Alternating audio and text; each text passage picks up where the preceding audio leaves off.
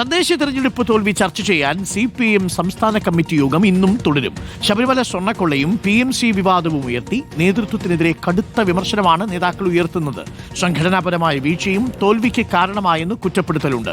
തെരഞ്ഞെടുപ്പ് തോൽവി ചർച്ച ചെയ്യാൻ CPIയുടെ നേതൃയോഗങ്ങൾക്കും ഇന്ന് തുടക്കമാകും. ജില്ലാ കമ്മിറ്റികളുടെ റിപ്പോർട്ട് ചർച്ച ചെയ്യും. റോഷിപാലുണ്ട് കൂടുതൽ വിവരങ്ങളുമായി.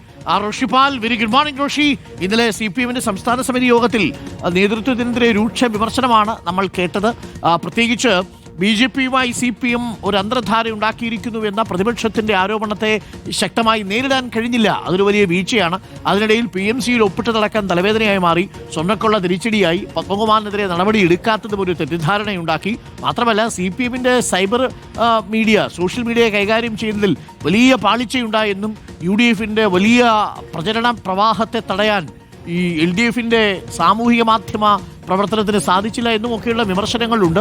ഇന്നും സംസ്ഥാന സമിതിയുണ്ട്. പക്ഷേ സർക്കാരിനെതിരെ ആരും തിരിഞ്ഞിട്ടില്ല എന്നുള്ളതാണ് ഏക ആശ്വാസം. ഇതിനിടയിൽ CPIയുടെ നേതൃയോഗങ്ങൾ കൂടി തുടങ്ങുകയാണ്. ഇന്ന് സമഗ്രമായ വിലയിരുത്തലുകൾ ഉണ്ടാവുമല്ലേ ഋഷി?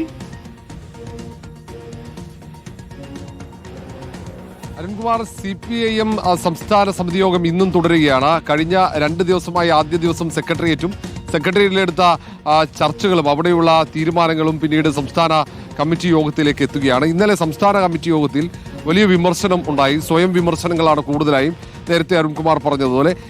അതിനൊപ്പം തന്നെ ഇനി തിരുത്തലുകളാണ്. ഏതൊക്കെ തരത്തിലുള്ള തിരുത്തലുകൾ നടത്തി സംസ്ഥാനത്ത് CPMന് തിരിച്ചു വരാനുള്ള വഴിയൊരുക്കണം, അല്ലെങ്കിൽ നിയമസഭാ തെരഞ്ഞെടുപ്പിൽ ഭരണം നിലനിർത്താനുള്ള ഭൂരിപക്ഷത്തിൽ എത്തിക്കുക എന്നതാണ് ഏറ്റവും പ്രധാനപ്പെട്ട അജണ്ട.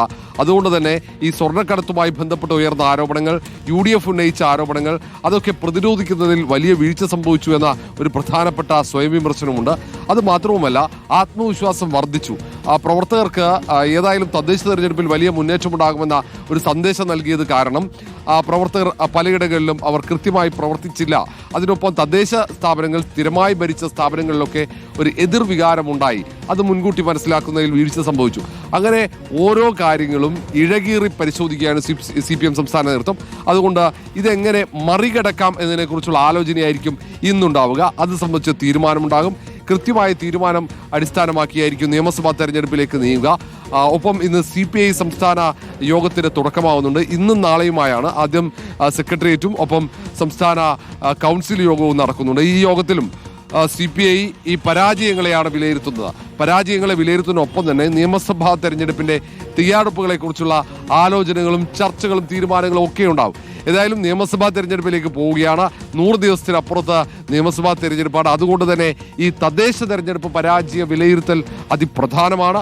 ആ വിലയിരുത്തലിന്റെ അടിസ്ഥാനത്തിലാകും ഇത് മറികടക്കാനുള്ള തിരിച്ചടി എങ്ങനെ വന്നു, അതെങ്ങനെ മറികടക്കാൻ കഴിയും എന്നതിനെക്കുറിച്ചുള്ള ചർച്ചകളും ഉണ്ടാവുക. അതുകൊണ്ട് ഇന്ന് ചേരുന്ന CPM സംസ്ഥാന കമ്മിറ്റി യോഗത്തിനും CPI നേതൃയോഗങ്ങൾക്കും വളരെ പ്രാധാന്യമുണ്ട്. LDF-ൻ അപ്പോൾ താങ്ക് യു റോഷിപാൽ. പ്രിയപ്പെട്ടവരെ, ഈ CPMന്റെയും CPIയുടെയും വിലയിരുത്തലിന്റെ തെരഞ്ഞെടുപ്പിന് ശേഷമുള്ള ചർച്ചകളൊക്കെ കേൾക്കുമ്പോൾ ഈ സന്ദേശം സിനിമയാണല്ലോ എപ്പോഴും നമുക്ക് ഓർമ്മ വരിക.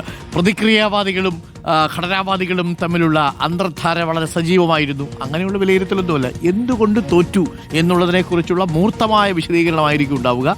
അതിൻ്റെ ഭാഗമായിട്ടാണ് ഈ വിമർശനങ്ങളൊക്കെ ഉണ്ടാവുന്നത്.